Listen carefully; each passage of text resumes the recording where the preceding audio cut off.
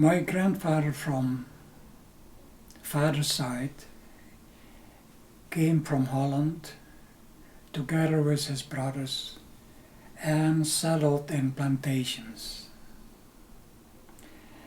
My grandfather from mother's side was a member of the military staff of the German Kaiser Wilhelm. When the Kaiser was forced to leave his country, he came to Holland with some of his staff, which included my grandfather. From there, my grandfather went to Indonesia, the Dutch East Indies, to join the Dutch army, the Foreign Legion. My family, my dad was very strict. He was from the old school. He ran the family as a military outfit. My parents had 6 children of their own, and they took in 10 orphans. So in total there were 16 children in the house, and I was the youngest. According to my mother, who was the buffer in between my dad and the kids, I got the most lickings. Maybe because I had my own ideas about right and wrong, and I was very stubborn. I even upset my dad even more, because after every licking I would say, "Thank you, Dad," no matter how it would hurt. But that was me. And I carried this stubbornness through my whole life. We went to school with children of our own servants, which was an accepted fact. As long as they had the brains to go get ahead, and they went to college, to university. The schools were in Dutch. Many Indonesians spoke Dutch. On the street, you would speak Indonesian. And for instance, myself, I speak Indonesian as fluent as I speak Dutch. You are brought up that way. And some people say that there's something, about having servants and so on. In these years, if you don't have a servant, you are a servant yourself. Anybody, a Dutch, Indonesian, they had servants. And servants were part of the family. They lived in your house. They would eat your food. They're just part of the family. And it was, the father, the mother worked there, and the children after. It was, some of them even carry your own last name, because they didn't have a last name, So it was a good mix. It was peace. And I had a terrific youth. During my vacation, I would ask my dad if I could go just roam the country.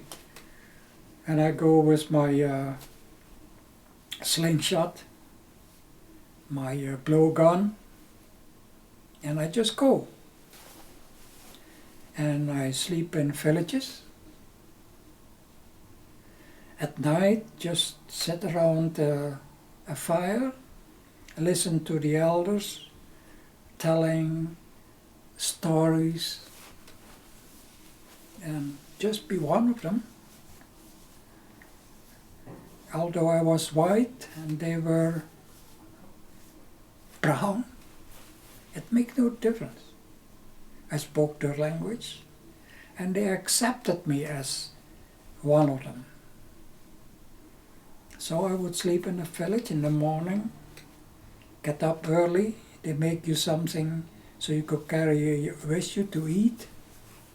And so I would go for weeks. And I enjoyed that life. 2 years before the war started, maybe a year, I got ill with influenza. And I had bouts of being delirious. During one of these bouts, I dreamed that the war had started with Japan, and that I was arrested for doing things against the Japanese. I was tortured, went to prison, and even after the war ended in my dreams, I received a medal for what I had done. When I was conscious again, I told my family about this, and my dad told me, "I'll forget about it. The Japanese wouldn't dare to attack us. You know, their weapons were made of cheap tin, just like their toys, so they wouldn't even think about it." And then we had Singapore, the British, almighty British Navy. They would stop them. But lo and behold, the war started. Boys, men and boys were called up to join the army, the forces. For us, who were not 18 years of age yet, we were trained to be firefighters and all that kind of things. I was not too happy with that. I recruited to join the army, and I was told to report to a boot camp. I went home, told my dad, who was far from happy with it because I had lied. That was a no-no. But under the circumstances, he gave me his blessing. You had lied about your age? Yes. How old did you say you were?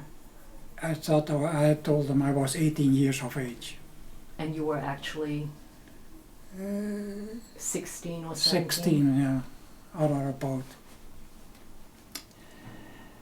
He gave me his blessing, but he told me not to come home if I had dishonored our name.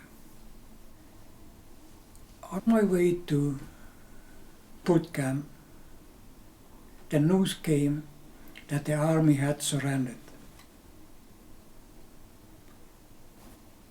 So technically, I had to report and be a POW. But I wouldn't surrender, not me. not long after that, I joined a guerrilla group. And we blew up bridges, we attacked Japanese camps, we did all kinds of things just to make it hard for the enemy to have their normal occupation. I also started another guerrilla group, which main goal was to help the people in the camps by smuggling in medication, food, etc. It was a dangerous life, but being young, your adrenaline gets going. I thrived on it. I was the leader of a group. It was my duty to recruit members to the group. I screened them. I even had the unpleasant task to eliminate those who we found out were working for the enemy. When you say eliminate, did you mean you had to kill them, or? Unfortunately, yes, I had to kill them. How did it make you feel? Because you were a schoolboy just a few months ago, and then suddenly you have this immense responsibility. It was very hard on my system. It was sleepless nights. Have I done the right thing? Am I playing God? But you try to keep in mind that you are protecting here a group of people who do their best and volunteer to do something for their country and their countrymen. To keep that in mind at all times, that made it a bit more bearable, but not completely. Who were members of the guerrilla groups? Where were they recruited from? Some of them were from my school days, France. Some of them, and I'm talking about here about not only the Dutch,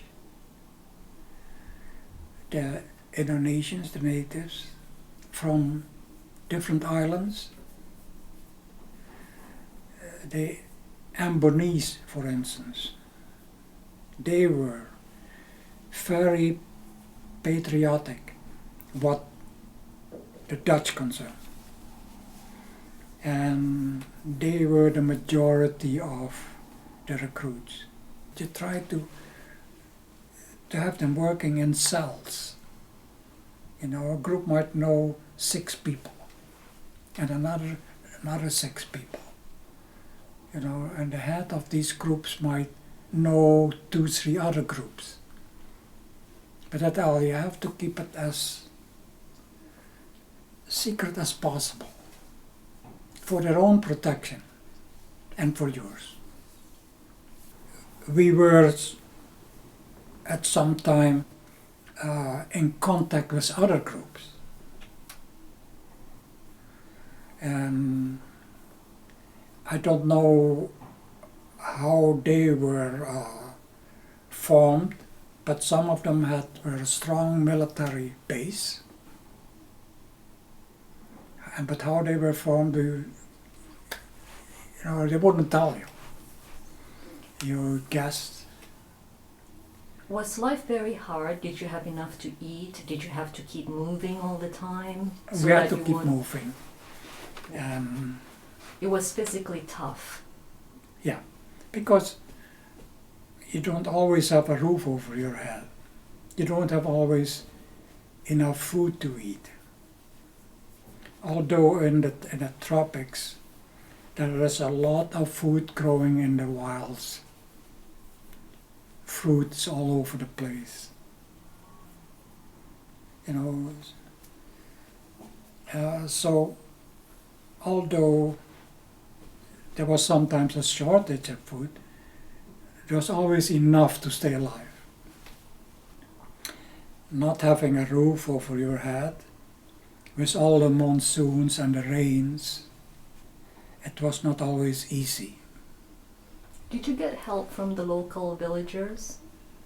Some. We didn't want to ask for help because we put their life in danger.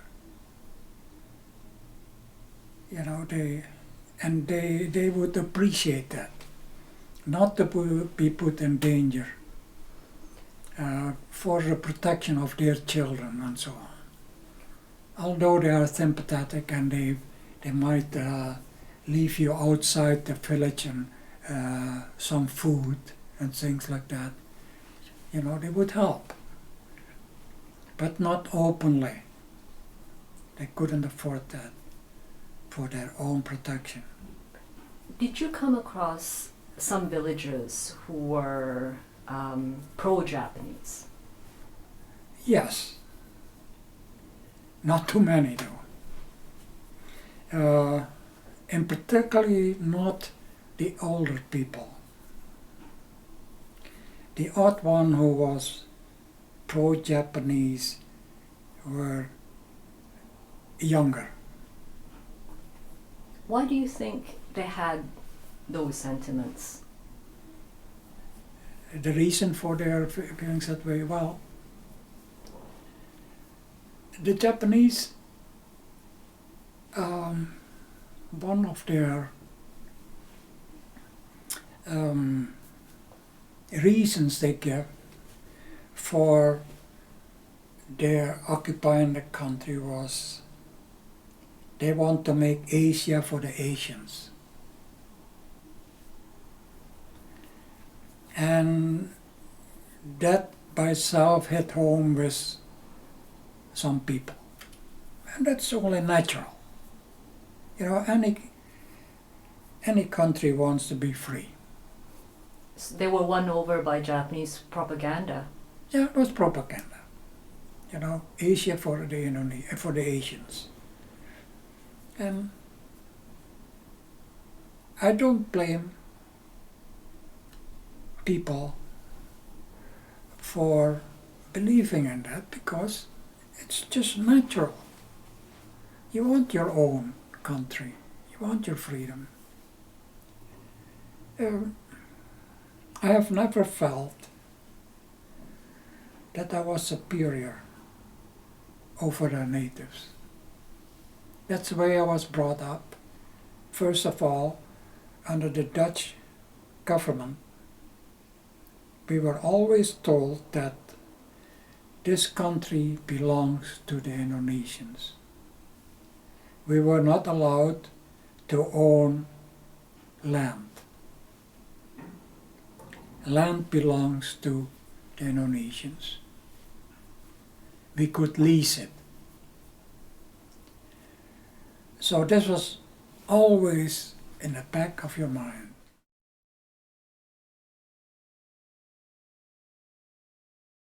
The rumors were that we had a traitor in our midst. And I was told that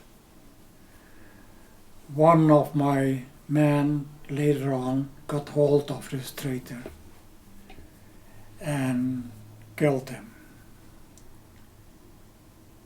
But I personally never had proof of that I was traitor, captured that way.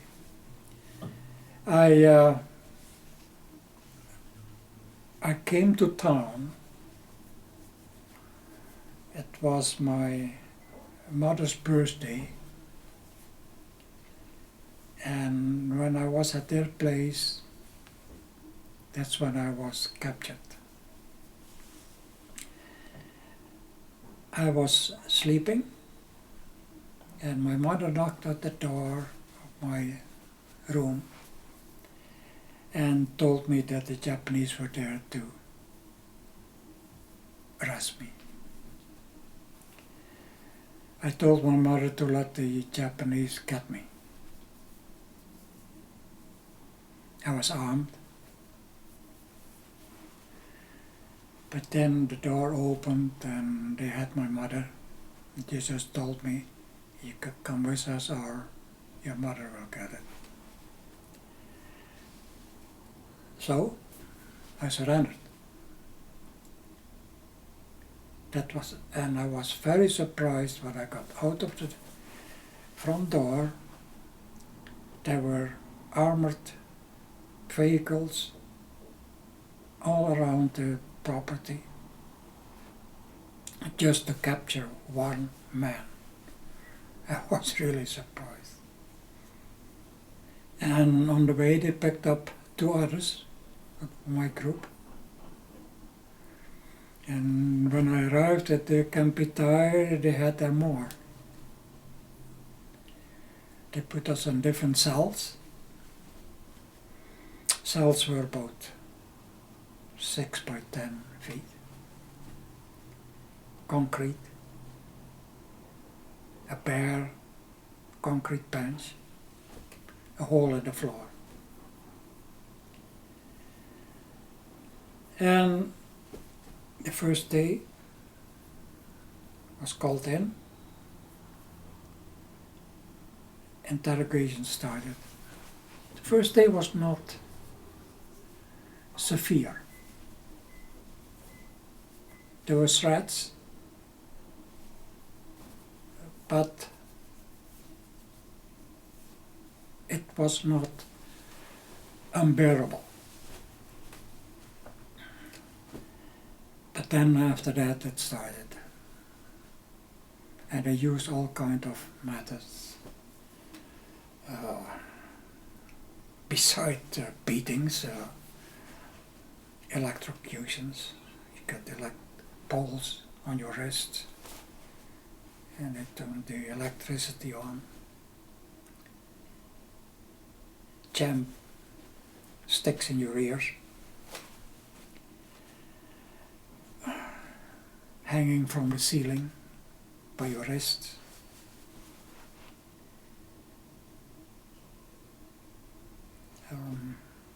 Kneeling on triangle bars with a sharp edge on top.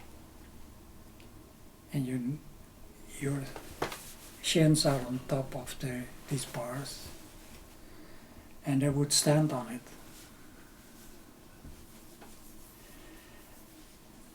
Needless to say, that was very, very painful.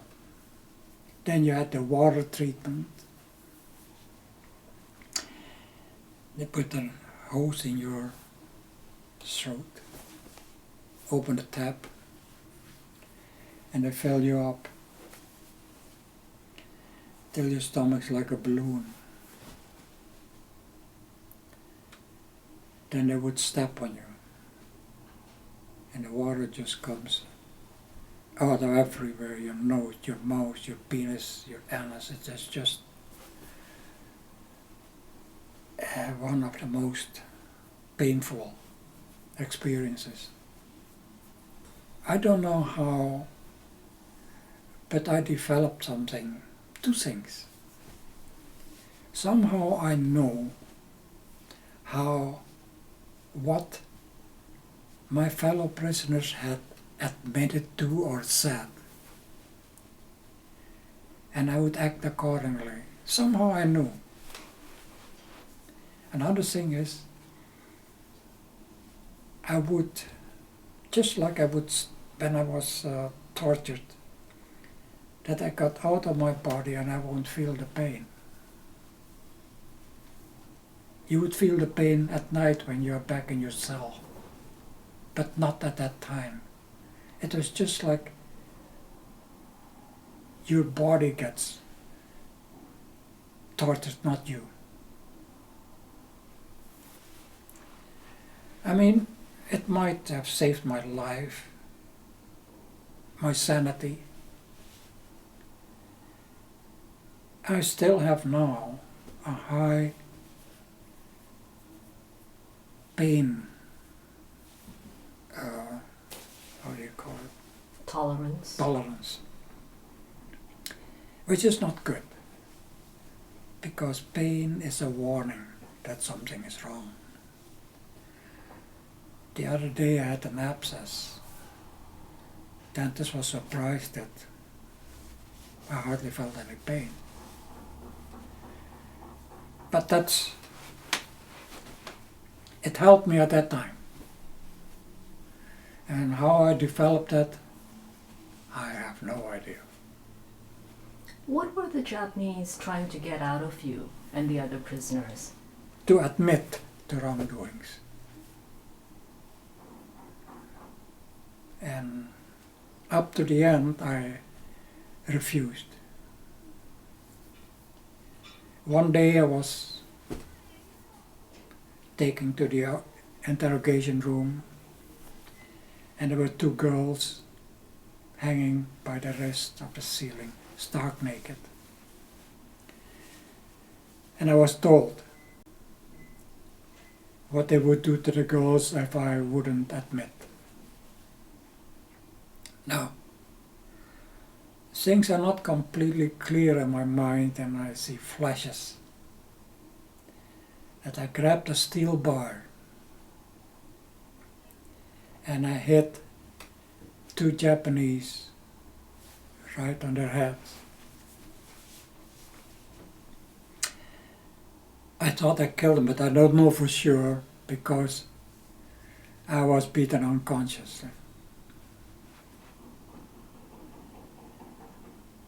And all I know was I woke up in my cell, bleeding. I don't know what happened to the girls.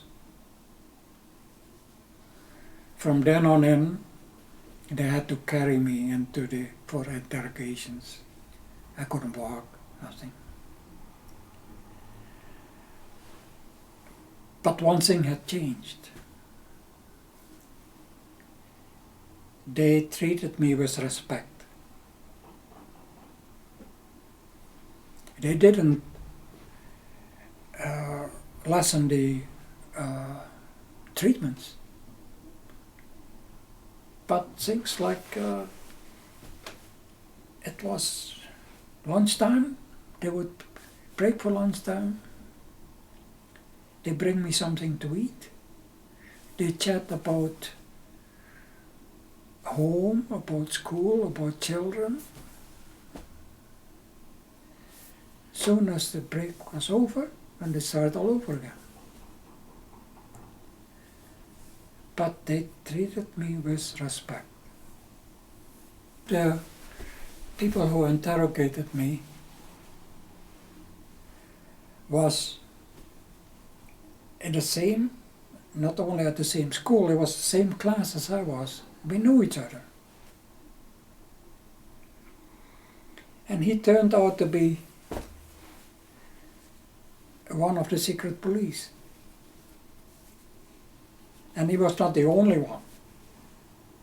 There were others who lived in the Dutch East Indies, but were already part of the Japanese army, the secret police. I experienced this one, but I heard from others too. And it's hard to believe that somebody you have been to school with, you went to the same sports, you were in the same team, would beat you up. Was he harsher or more lenient, or just the same with everyone else? All the other. It was business.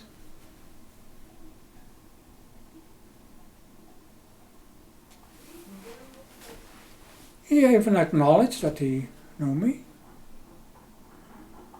When I was in the interrogation room, he greeted me. He said, "Hiya."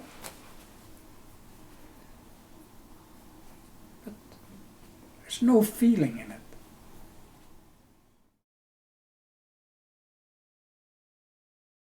I lost track of time, And that is at the moment I try to figure out sometimes how long I've been here, how long been there, in that prison, and I just can't. I know if it's a long period or a short period. How did it end, your time with the Kempeitai in Malang? In Malang, well, it ended with we were transported away from there by train. There were 66 people in the train. The windows were boarded. The train was only for us. We were chained together, shackled and chained, which made it hard to go to the washroom. But we were just delighted. Away from the Kempeitai, nothing could be worse. We had the wording, so anything else would be better. And we had a big surprise coming. We ended up in Batavia, now Jakarta, at the Japanese High Military Court, the Gunsai Kanbu.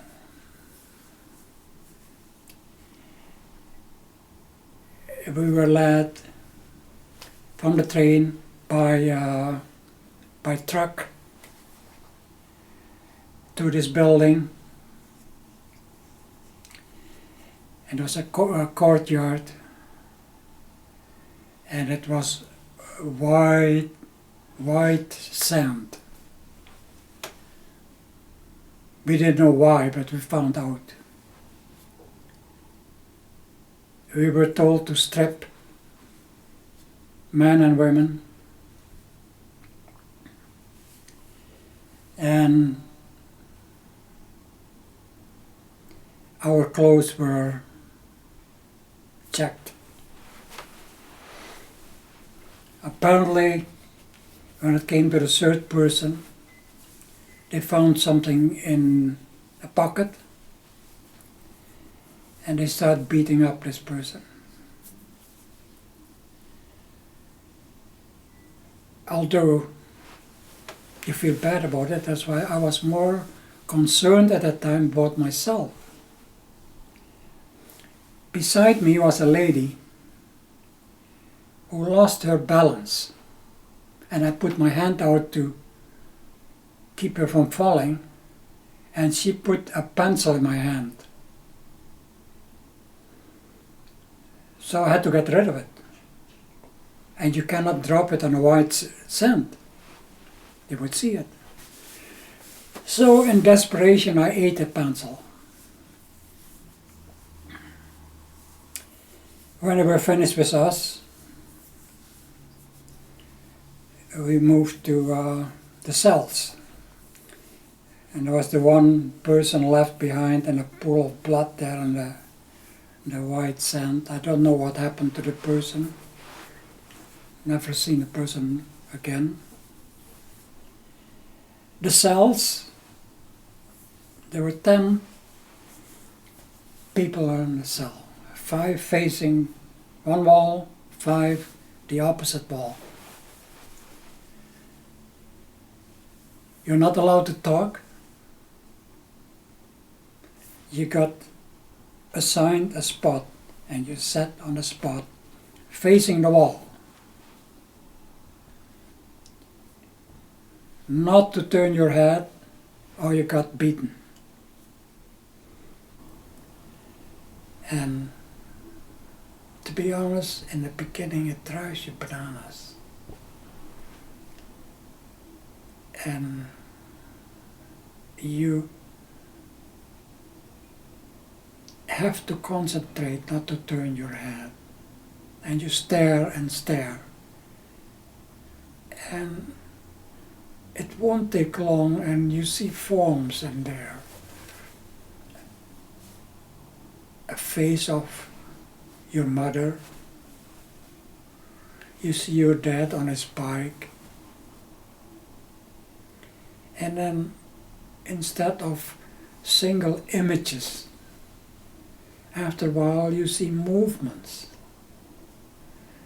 You see yourself on your way to school in the morning, what you did, and you played with your friends because you were walking to school and you were just, you're not marching to school. You take your time and kicking this, and having fun. And then arriving at school and what you did there. And all these things is just in your imagination, but you see it. It's more than just your imagination. You see it there on the wall, like you see a movie. You see a birthday, your last birthday, and the people who were there. And the longer you sit there, the more you see also things, not things from the past, but things that you imagine that your next birthday or a trip that you wanted to make to an island or so. And you should start imagining things and you project it on the wall. What you want to see, where you want to go. And this was the best way to remain sane. And not only that, but to have all the bad things around you more or less in the background. You are in a world of your own. And you get a shock because somebody gets beaten and screaming and so on. And then but you try to get back to even when you hear these things, to get back to your own show. And it did help a lot. Just to see what you want to see. You are in the middle of the city in that building and you hear vendors calling out their wares. You hear them and you project that on the wall. You see the person walking with their stuff while they are calling out their wares.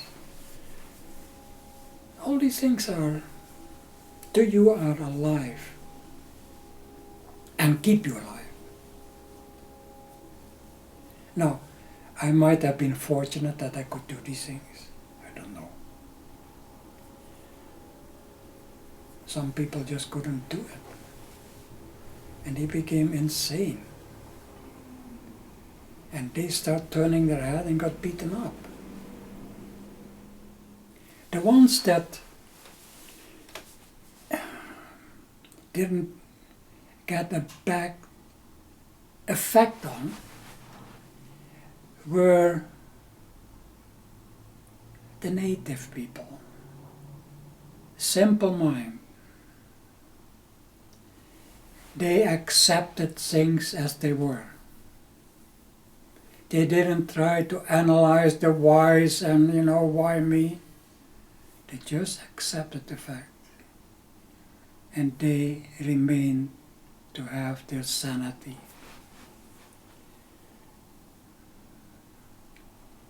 Beatings were day and night. One guy who moved in his sleep, because you had to sleep after a roll call, at that spot, facing the ceiling. You are not to turn your head left or right. And you think you cannot do that. You can. But things happen. Guy right beside me. I woke up, heard screaming. I couldn't look straight at him, but he had moved. And they were just jumping on his head. And blood coming out of his ears, nose. And he didn't survive it.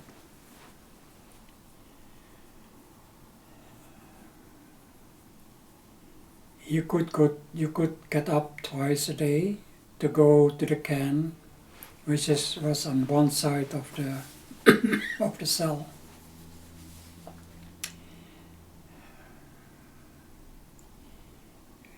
I cannot remember how many times a day you got fed. I can only remember the one in the middle of the day. And it was a teaspoon of rice, cooked rice. Then you got your ration of water. The water was given to you in a cone-shaped metal container. And you each could get a gulp of it, which was very difficult because you have to do it quick because there's a hole in the bottom of the container and the water was boiling hot. So either you have your share or you don't drink at all, hot or not. We somehow provided the entertainment for the guards.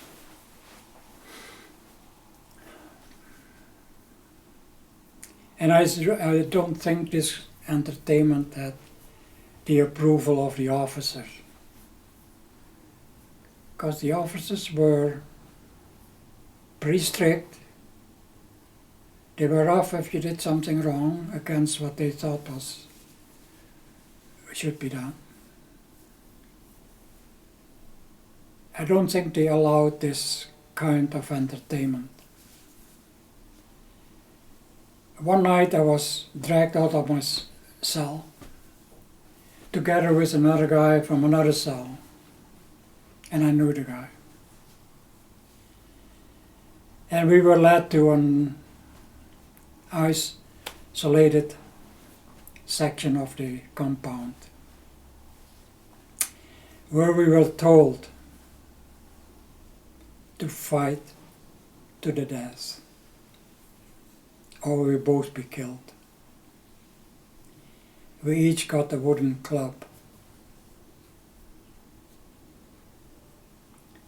The guards would make bets.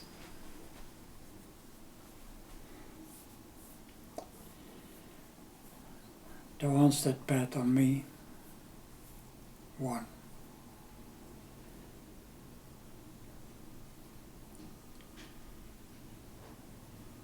You might forget things. You might forget faces. But the faces of these that you killed are like your own friend. You never forget.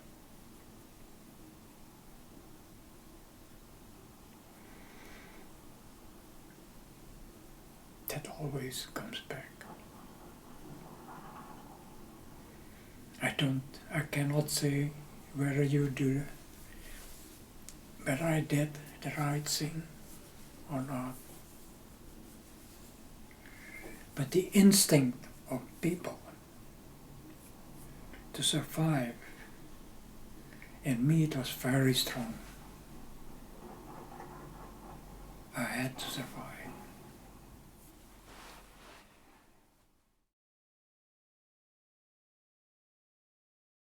One day I woke up, I don't know what happened, I was in prison in Chipinang.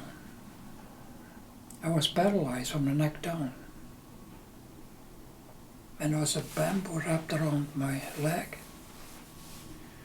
which was broken apparently. I could not remember what had happened, other than I was there in the prison.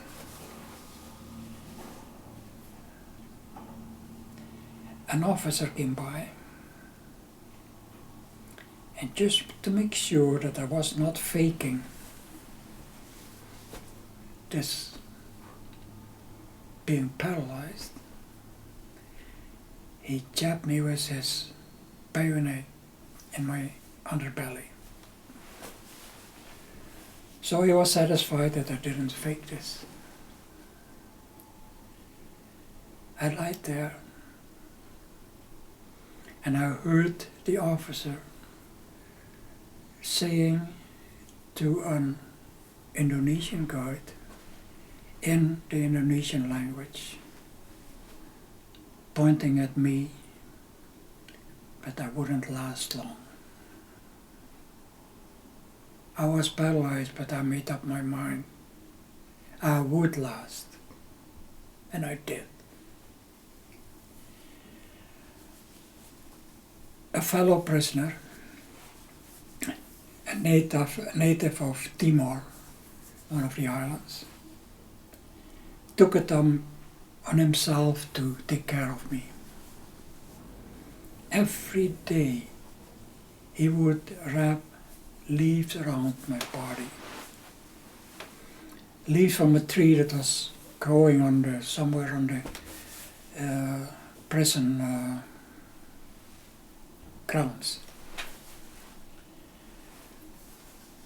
He held these leaves over a flame till it became limp, and then would put on my body. He fed me and took care of me. I don't know how long it took, but it took months. And I started getting some feelings back. For the very first time, I thought I felt an itch in my left leg, but then it stopped, so I thought, no, I just imagine things. But then I felt a second time. And I was on my way to recovery.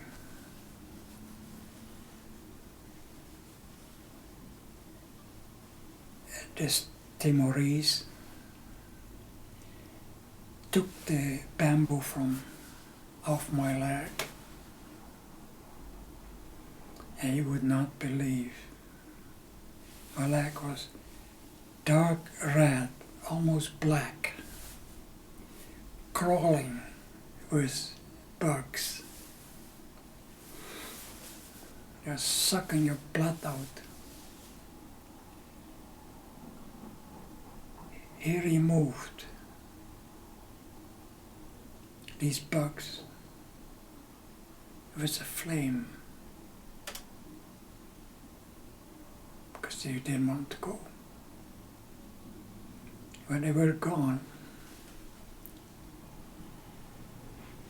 there was no skin. There was just raw flesh. But I was on my way to recovery. I had to learn how to walk again. slowly.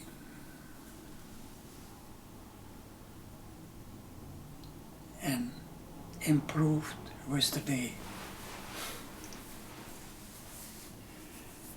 Then one day, and I already started walking, there was a guy who had an abscess on a tooth. And he was in pain. I found a rusty old pair of pliers and I pulled his tooth.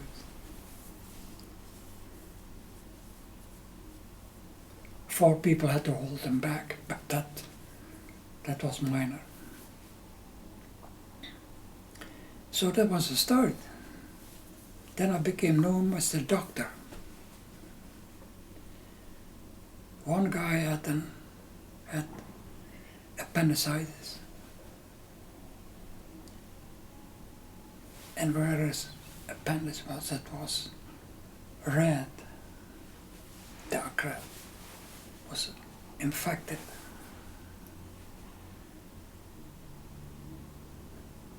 I cut the man open.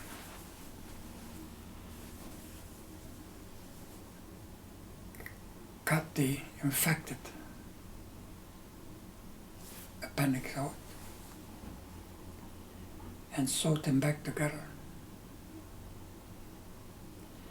As thread, I used thread from an old rag. I used a fish bone as a needle. The man survived. I cut a rotten flesh from a man's rump who had syphilis, and he was just rotting away. Nobody wanted to come close to him. He smelled awful. He was just rotten. I had nothing really to disinfect. I washed my hand with sand. Somehow I never got an infection.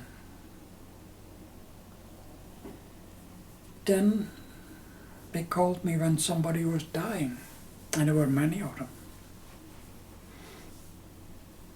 And there were Christians, there were Muslims, Hindus,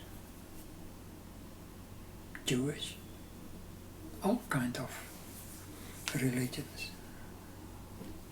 I stayed with them, talked to them, or listened, and just be with them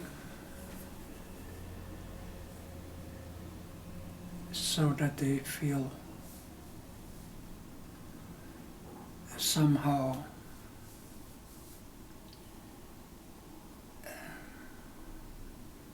at ease. Do you think taking care of other people helped take your mind away from your own pain, your own needs? I think it must have happened, but at that time you're not aware of it. You do these things because you believe it has to be done. You don't think in terms of, well, it would do me good. It just, the job was there, had to be done.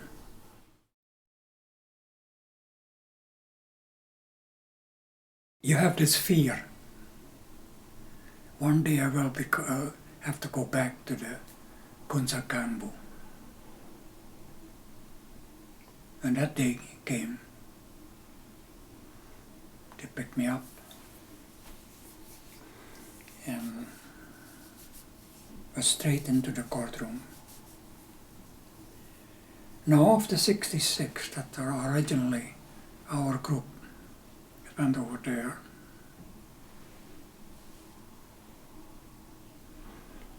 I don't know how many were still alive. You know, you're there in that room, you don't count, you know. But I know there were several who passed away. This sentencing took about half a day, all in Japanese. And any time you hear your name called, you have to get up and bow, say, "Correct." So, and you had to listen, because if you missed it, they make you listen better. So at the end of the court case, the sentence was translated in the Indonesian language, and we were all sentenced to death. Beheading. We were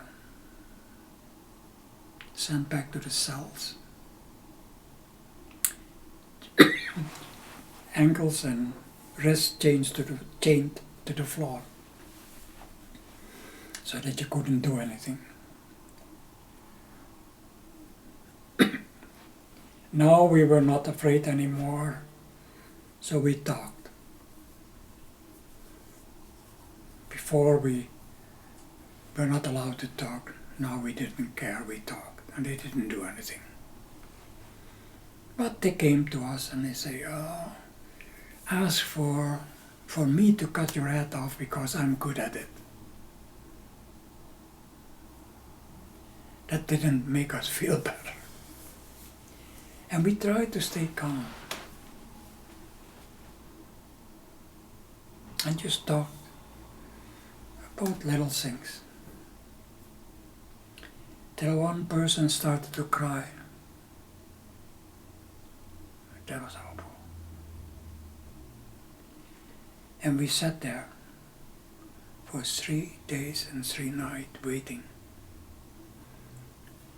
to be killed.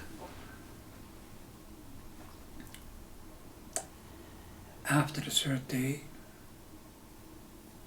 they put us on trucks and drove us to Ancol, which was the place of execution. Now here I just see flashes of things happening. I don't know exactly how. I could see people being chopped. I could see an ordnance on a motorbike. I remember my name being called. All I knew was I was in Chipinang with 2 others. And they told me that the rest were executed, but that our sentence was changed to life, meaning till you die.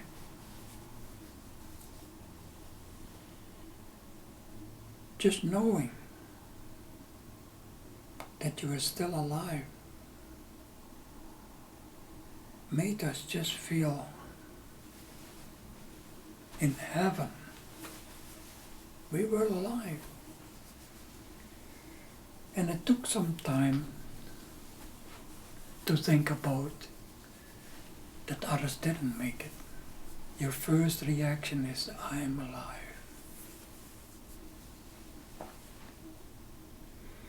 We were in Chipinang, but that was just temporarily. They moved us from there with others. So for my group there were only 3 people, but now there were other groups in Chipinang, and they moved us to Sukamiskin in Bandung. Sukamiskin was a more modern facility. It was a prison. There was, during the Dutch time, they built this facility with having in mind that prisoners would learn a trade. So you had there a print shop, a woodworking shop, metalworking shop, a leather working shop, you know, all that type of things so they could learn a trade. We didn't stay long in Sukhumskin. Sukhumskin, the ones who were there were mainly Europeans, Dutch and other European, who were there for murder and so on, really heavies.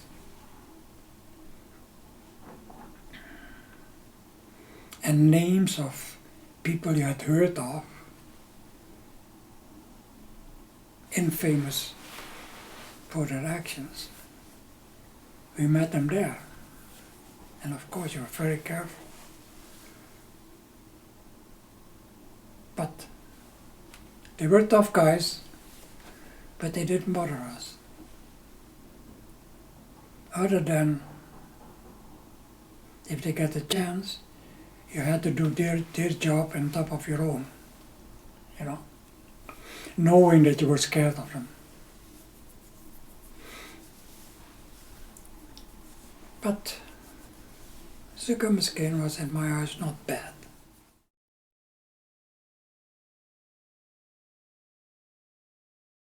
After a little while they moved us away from there and moved us to Tangerang, West Java. There were 2 prisons in Tangerang. And one prison that was for minor criminal acts. And these prisoners were at a brown uniform.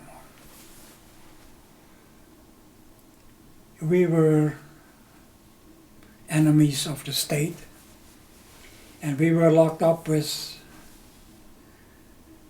the ones in the other group, murderers, rapists, and they were in a blue outfit. The foremen, who were also prisoners in that prison, many of them had the hatred against the white people, because the white people had put them in jail for 25 years, 20 years. And they took that hatred out on us. What happened? Beatings. And the guards knew about it, but they didn't know anything of it. Because the guards were very careful not to do something against the foreman. The guards were Japanese? No, most of them were Indonesian. Only the top were Japanese. They wouldn't dare to do anything against the foreman because they might be found with a knife in their back. So we really suffered, as said. Some didn't survive the beatings and were just written off as accidental deaths. Or you find some minor things that you won't get your ration of food. Somebody else took it. Life was rough. You really had to fight to survive there because of your fellow prisoners. that prison there was not like Sukhumskin. Inside the prison, you either work in the kitchen or the office. But that's only for the few people who made it. The majority, by far the majority, worked outside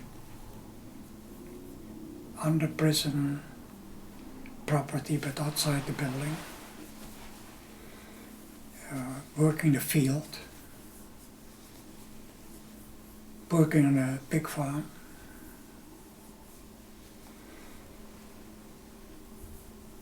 So I started working, and I guess I started working in a pig farm.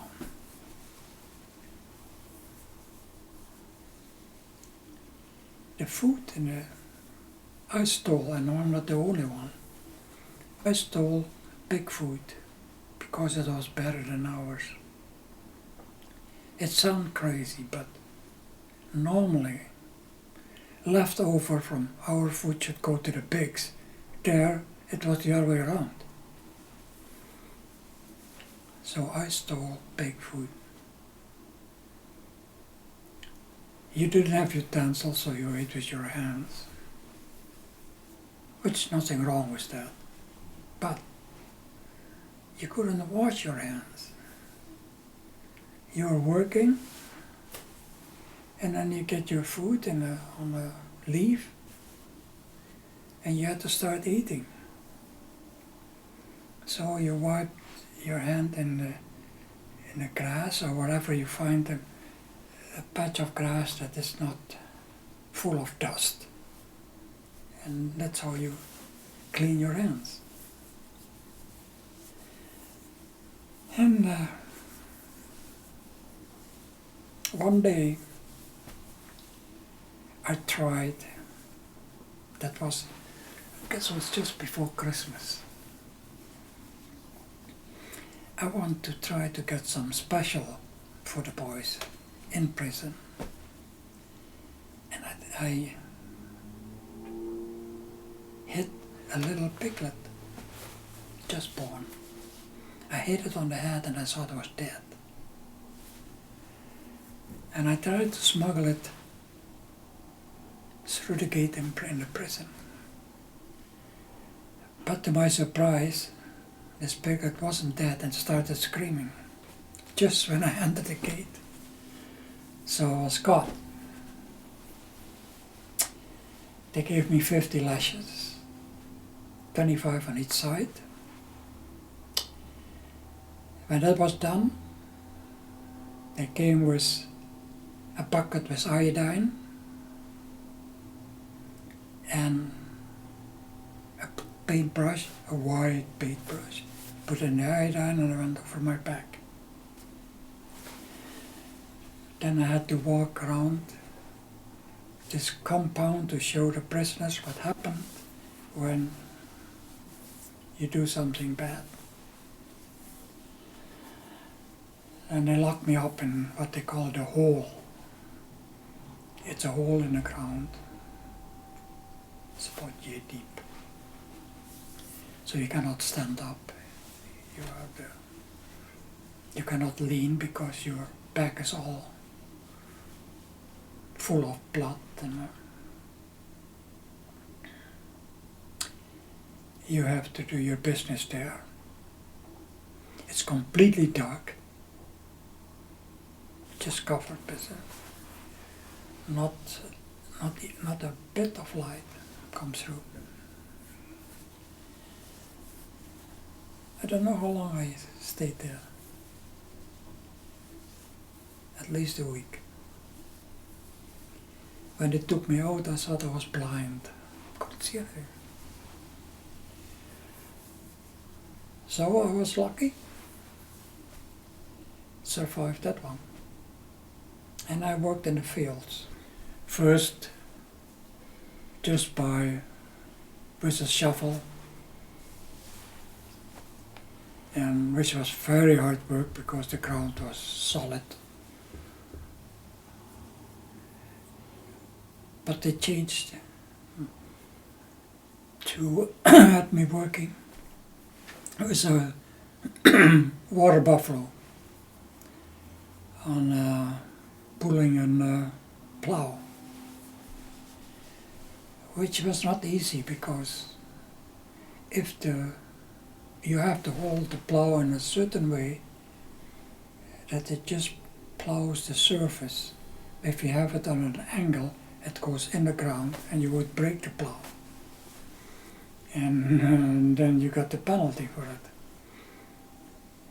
Also, you might have a male buffalo, and if you see somewhere a female, you might go and run with the plow behind her, and you hanging on the plow. So you have to be very careful. But this job had its advantages too. Well, we had to work 7 days a week. A water buffalo has to work 6 days a week. And on the 7th day, you had to take them along. They could graze and take it easy, so it was easier on you too. Also, the water buffaloes had to take a daily bath in the river, so you could take a daily bath. And also we had the chance to capture some snakes in the river. What we did was we put them bamboo that we slit open in the mud, and the next day there might be a snake in it, and if you catch one, you eat it raw. Tasted good. So that working with the water buffaloes had advantages. And one day the day that I had to graze these buffaloes, I was sitting under a coconut tree. And a Japanese on a motorbike came by, he called me, and as soon as you see Japanese, then you have to bow. I did it, and he told me to get on the bike, which I did. And he took me to the office. In the office I was told that the bookkeeper had died. There was a paid person. Now they had to replace this person, and they thought I could do the job. Could I? I said, sure. I made sure I learned the job fast. So they gave me a bar of soap, they gave me clean clothes, and I was on my way. A couple of months later, they made me in charge of the office, and I became the head foreman. Now, being the head foreman, I took care of those foremen who had treated our boys badly. I'm not too proud of it, but you had to do it to protect your own boys. And the way it was and still is nowadays in prison,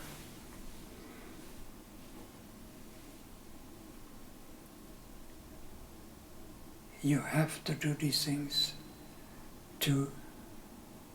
as a warning to others. You have to be, arrange to have them beaten up. You send them out to jobs where you know they probably will never return from, in the marshland.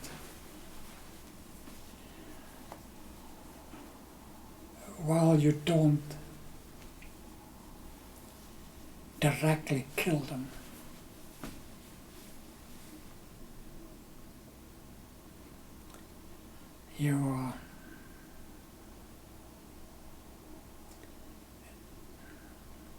you treat them almost as bad as they had treated us. A one-time thing.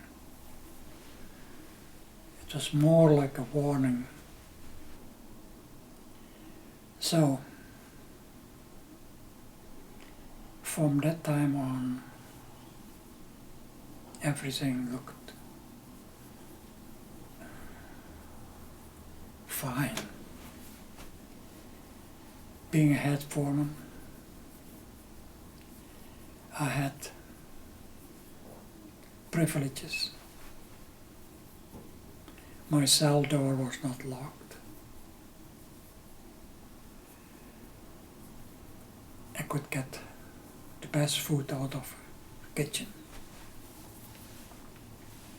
One of my guys worked in the kitchen,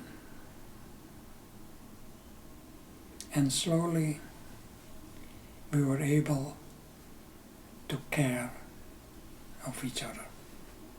Before I got this job as a head foreman, more and more people died. You didn't have the strength to go back and forth. What we did was we put them all together on and then just dragged them, and we just buried them in one hole. A quick prayer and that's it, covered up. What did most of them die from?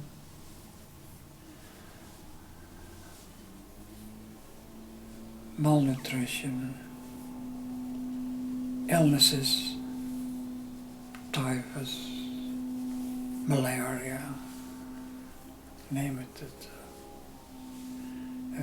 Open wounds that will never heal.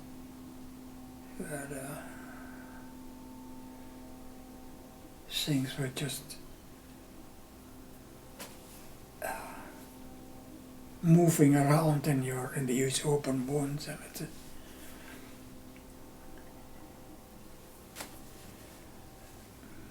and others would die just giving up. I try every night to talk to the guys who I know were mentally ready to go and talk them into hanging on. Better times would be coming. In many cases I was able to do so. But one guy I never forget. I came to him one night and he says, "This is it, I'm not gonna, no matter what you say, I give up." He died that same night. It was 3 days before the end of the war. So, and you ask me, where they died from, it could be anything.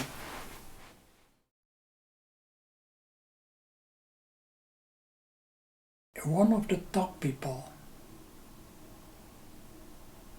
working in prison was a Dutchman who secretly helped us.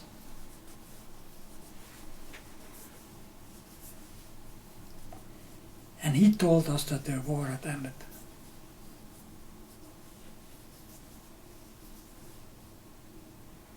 And the next day when we came in to work, there were no Japanese. They disappeared. So now it was a dangerous time. There was this movement for freedom, the Brazil time, and Indonesian independence. yeah, and our group, had put the Dutch flag on the top of the prison. So it didn't take long and they had us surrounded.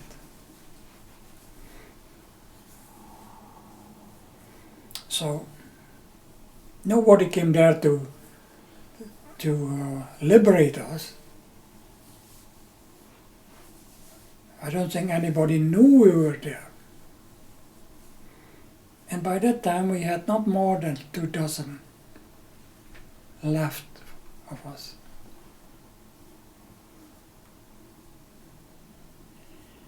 And we fixed up an old truck and barricaded the sides with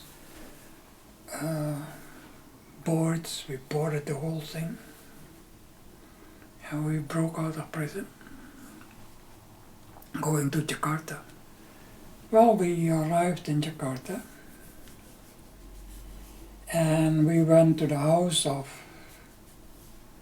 one of our prisoners, and he became a good friend. We stayed at his mother's house, and the next morning we went to the new government's office. You know, the Allied had already arrived there, the British. And we reported there because we heard that other people had been giving coupons, clothes, money, and places to stay. So we reported there. First thing they asked us, were you prisoner of war? Were you in a civilian camp? No. So what are you doing here? I said, well, we were political prisoners. Never heard of. So we didn't get anything. We felt bitter. We were the only ones who tried to do something, and then just to be shoved aside, you know, never heard of you guys.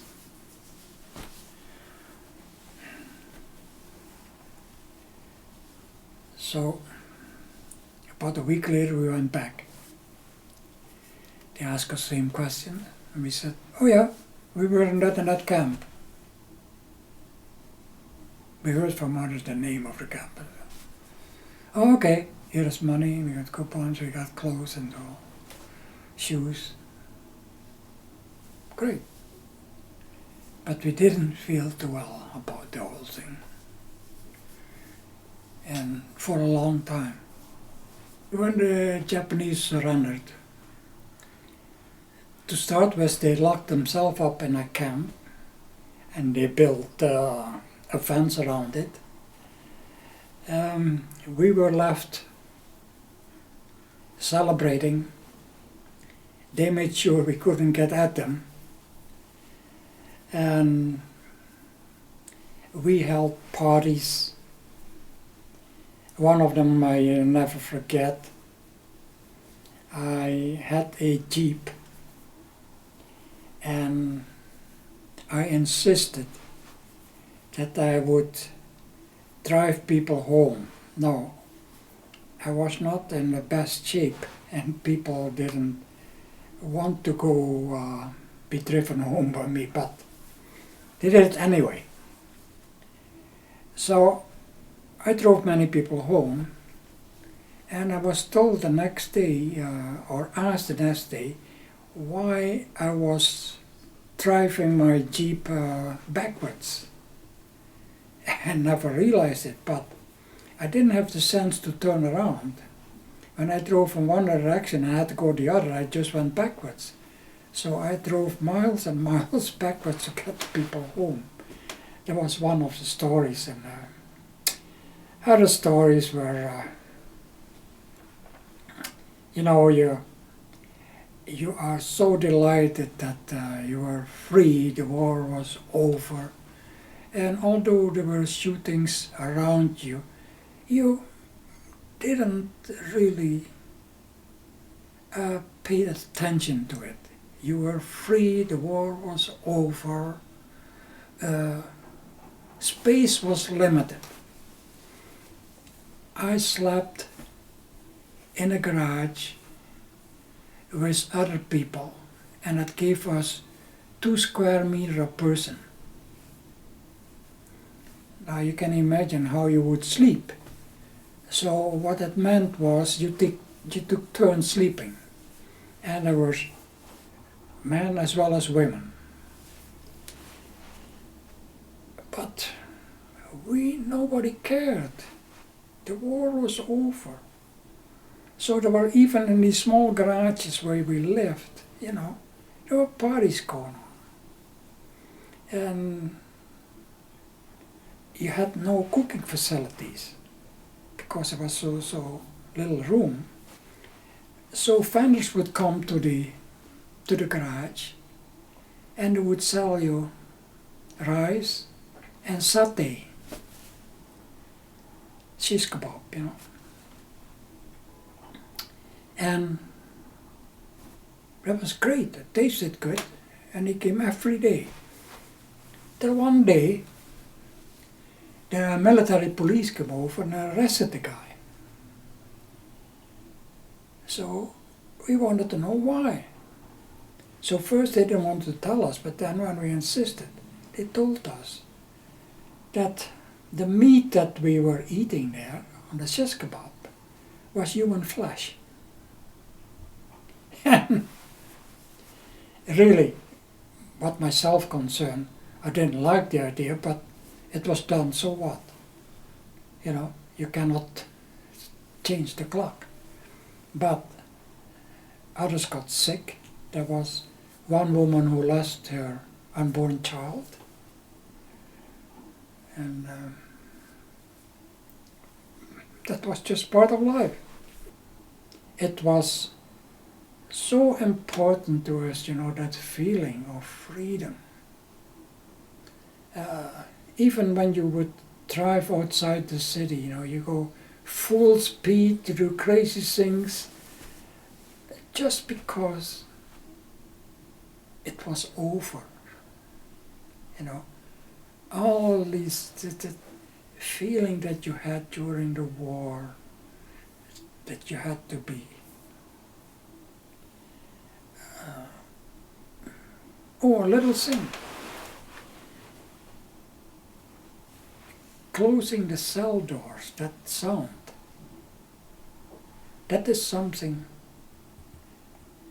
that you will remember to the end of your days.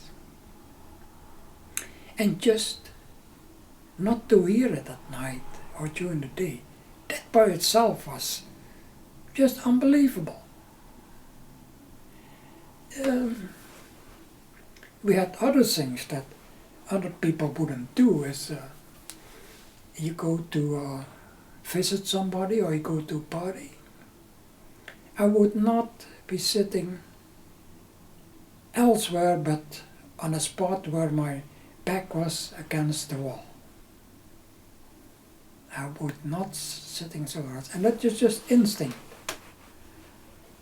When I walk in, I would look where the doors are to get out. That was all in you, and that's what you had learned during the years, and you instinctively still continue doing. Eating habits. You eat everything on your plate. If there's still a piece of chicken on the bone, you eat that.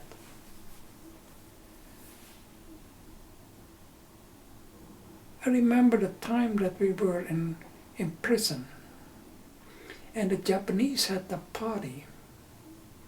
And after the party I got the opportunity with others to climb through the window of this office and get to the plates. And there was still some meat on these bones. And that's what we ate. We cleaned it all. We did it because we were hungry. Now we do it, or I do it, because I think it's a waste to leave it. I think that's the reason, but I do it.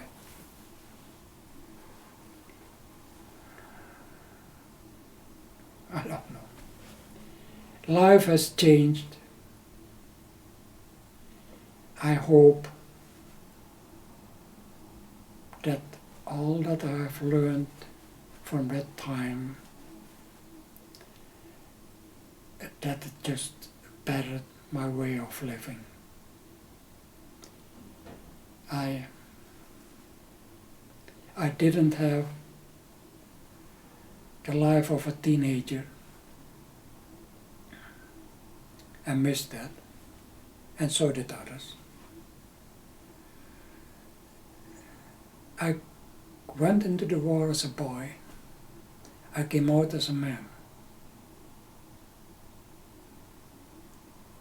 A young man had learned a lot.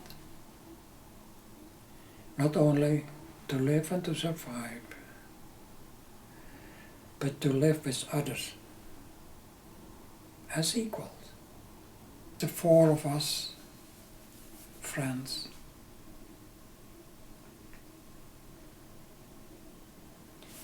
One, we stayed with his mother. Another one who had no family there. Third one had no family, and I had no family there. One of us went and worked got a job with the police force. The first day on the job, he had to pick up a motorboat to go into the jungle. And the motor stopped.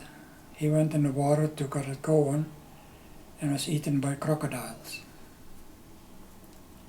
So he went through the whole war to end up that way.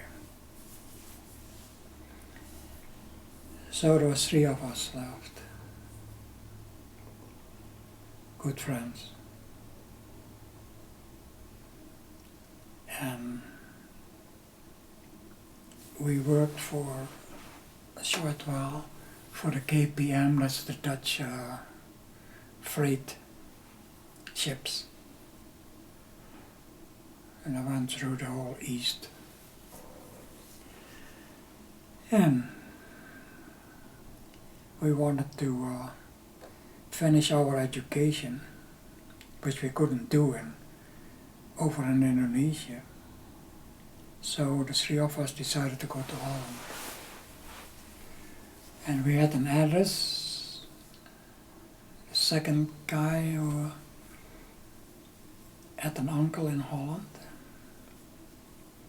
So we went to Holland. When we arrived there and we went to the guy's uncle. And we were not really received there with open arms. We were tolerated. Why do you think that is? Hmm? Why do you think that is? There was some feeling in Holland that a lot of things were done for the people coming back to Holland, more than than was done for the people who stayed. And I couldn't possibly say if it's true or not. So there was some feeling there was not. We were not welcome. Not everybody, but some. So we went there to school, finished our high school. We were just in the last, when the war broke out, we were just about to finish high school.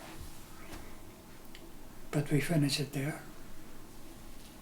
But it's not the same as they call high school here.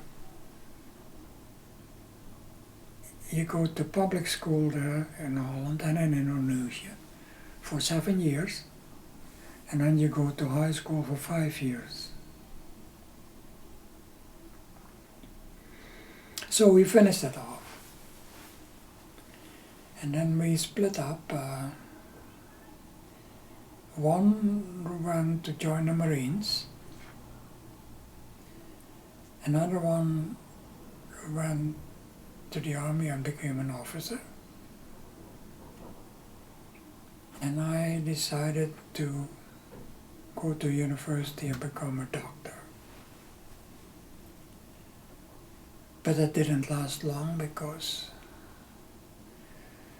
I had to earn a living to help and support the upbringing of my sister's kids.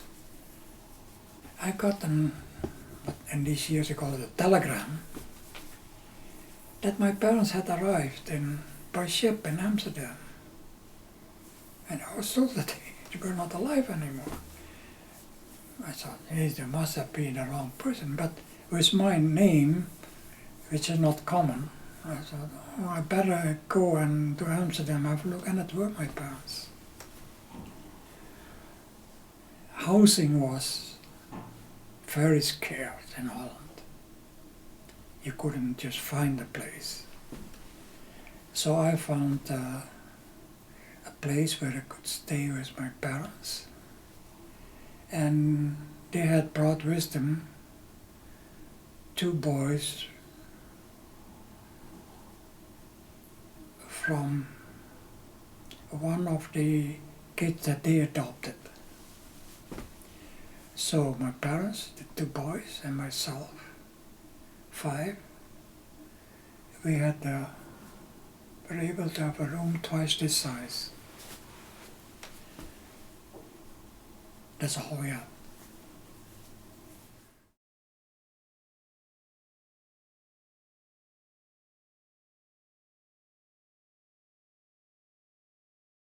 Did the family ever talk to each other about what they experienced during the war?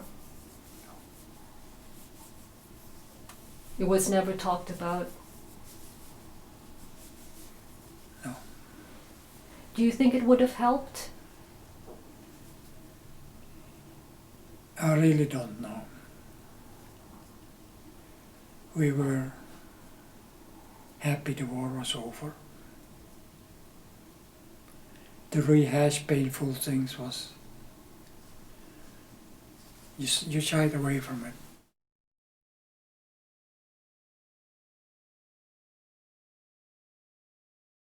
I was wild and I used my fists.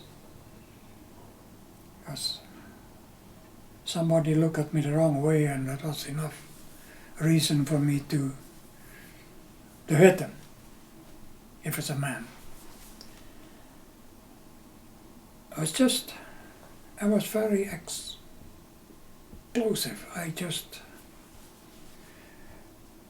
Inside me it was just, I don't know how to explain it, but something made me react that way. I was arrested a few times for hitting somebody. Not killing, but just, a slap in the face or a broken nose or whatever. And never forget, one time the judge told me, was 50 guilders penalty, which was a lot of money at the time. And crazy me, I went over to the guy who I had hit, and he was sitting there. And I hit him again, right in court, and I paid the court $100, 100 guilders. So the judge said, this is it. You use your fist once more and we lock you up. Somehow that woke me up. I walked around with my hands in my pockets, just to make sure. And I smartened up.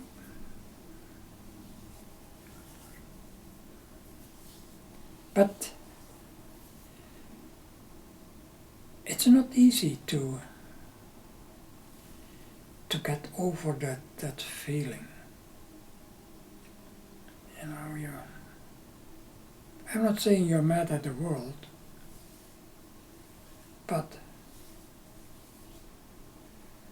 the last time that I hit a guy was because he said something to my girlfriend, which was not kosher.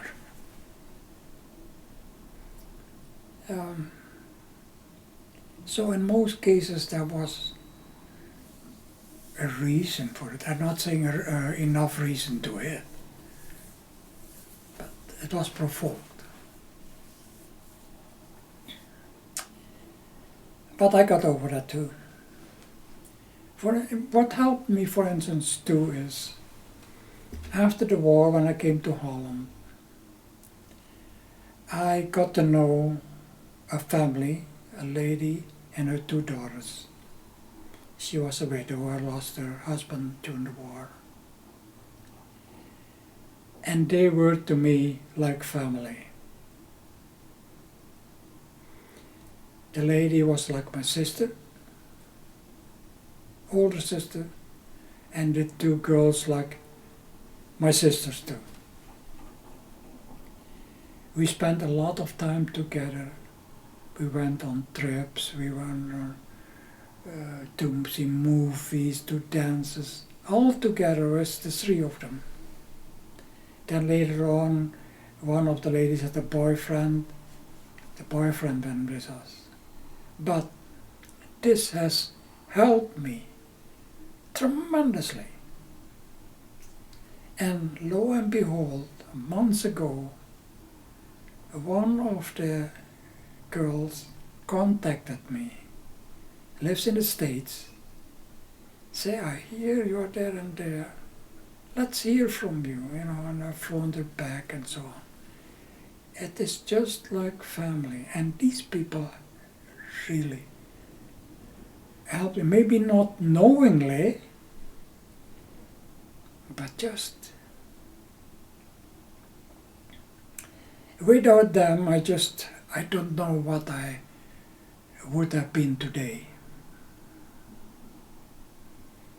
They got me on the right track just by being friends. And that is something you don't forget. I got a job there with the Indonesian embassy. And I hit somebody there too, by the way.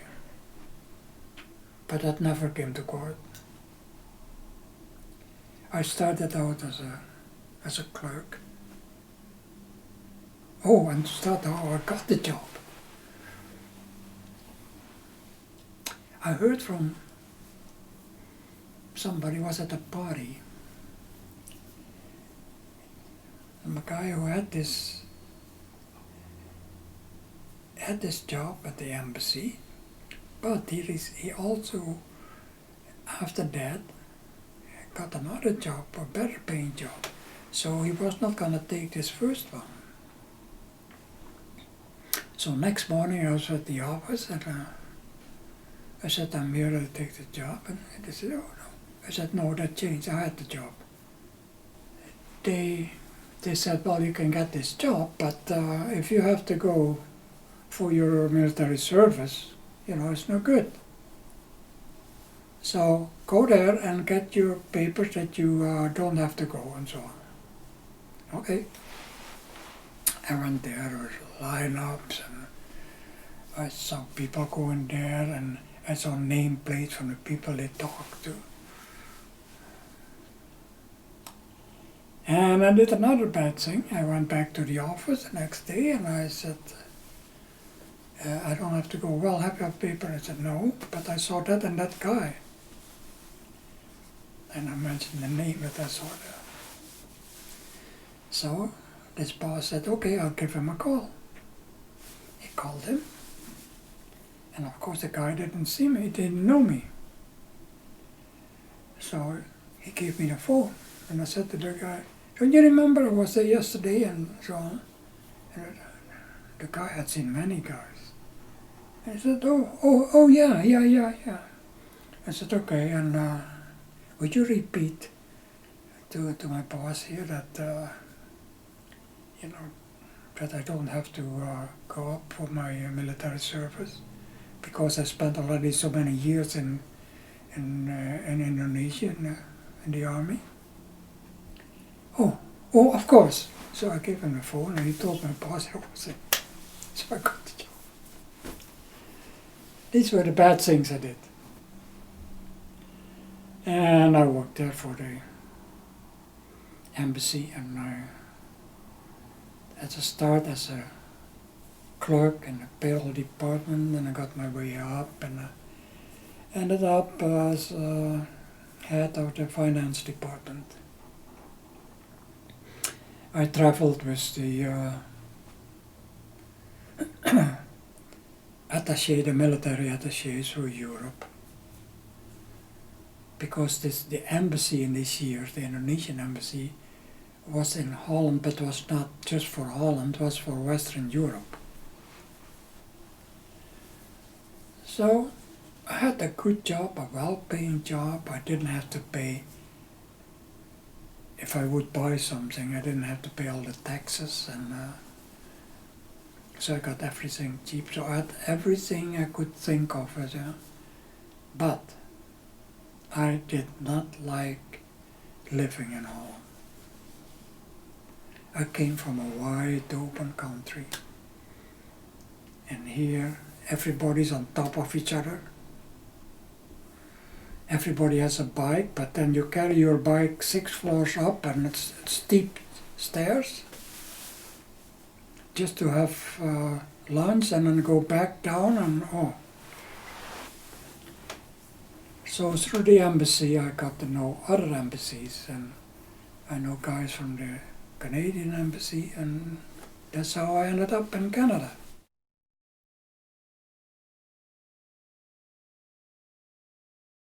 From Montreal I went by train to Toronto, where I rented a room in the attic.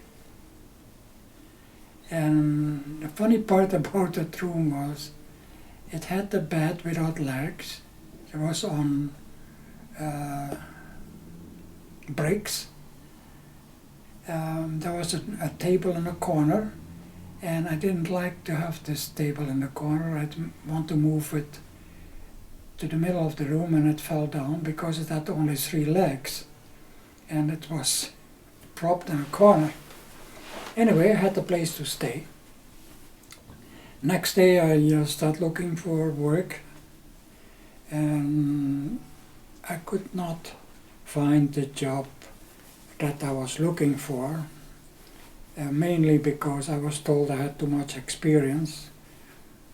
But I took some little jobs on in the meantime just to have something, and one of them was picking dew-worms at night, and I preferred working at night because it gives me then the daytime to find a job that I wanted.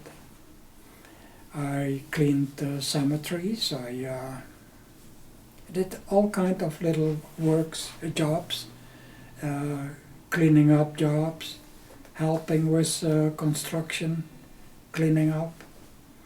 But I ended up finding a job with a wholesaler, and because that gives me some experience in trucking, it gives me the opportunity to apply for a trucking job with one with the biggest transport companies in Canada. But as it worked out, I did not end up driving a truck, but I worked in the office as a payroll clerk. I didn't take long, or I got a promotion and became head of the payroll department, and I worked myself up to I became finally the corporate director of accounting, audit and internal controls. I did not only work for this trucking division of, by the way, Canadian Pacific. That was the one that bought out our company. And Canadian Pacific had several branches.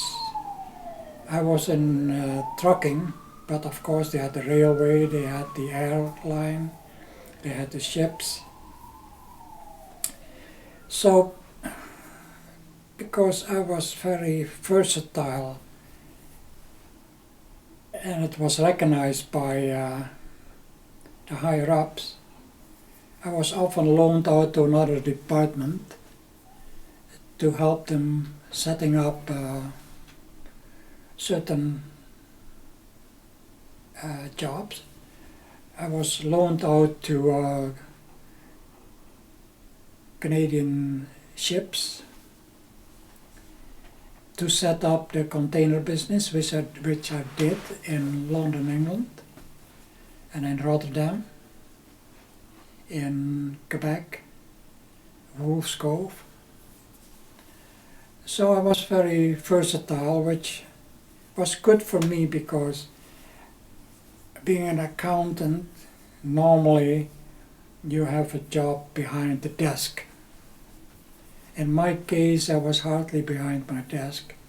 I was in charge of the department, but I traveled a lot. Being an auditor, my territory was Canada and the States. And that's how I got to know BC. My first trip to Vancouver, that was in the winter, and I looked out of my hotel room and I saw green grass, and I was surprised, you know, in Toronto everything is brown. And so I made up my mind that I was gonna be in the West. I'm gonna move to the West. I liked it. And you know, with the lakes, with the woods, the mountains, the climate, everything, it was just what I wanted. Unfortunately, there was no job opening with my grade that I could take in the West. And I tried and tried, but there was no way. So I more or less gave up. Till one day, the president said to me, "Okay, you're still looking for a job in the West?" I said, "Yes." He says, "There's a job opening there, but it is 4 levels below yours. It won't affect your income, only your status. But because you're close to retirement, you know, you might go for it." So I did. First opportunity, I went out to the West. And let me tell you, I never regret it. First of all, I never regret going to Canada. This has been the country of my choice. I've seen different countries, I lived in different countries, but this is the best. And of Canada, BC is it. So I have no complaints. I lived in the best part of the world. And although I have gone through all this misery during the war, I'm alive and I consider myself the luckiest man in the world. I went through all of this and I'm alive, I'm here. I love life to the fullest.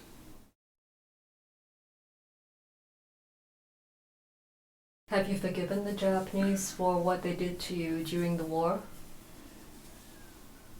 Most of it is forgiven. What is hard to forgive? What's hard to forgive is that they made me do things which I normally wouldn't do. Because now it became part of me. I did it. And that's very hard to forgive. In an ideal world, what would you expect them to do? Recognize that time. And to publicly say, this was a bad time in history. That's all. But you're not optimistic that will happen. No. It has been some 60 years since the war in the Far East ended. A war that put my life upside down. It took a while before I agreed on telling my little story, which is not intended to pass judgment on some countries and their conduct of war. It is a story of pain, misery,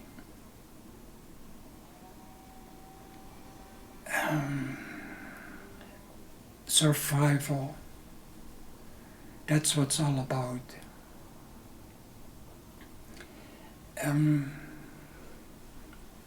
With the hope that something like that would never ever repeat itself. But that is just a hope.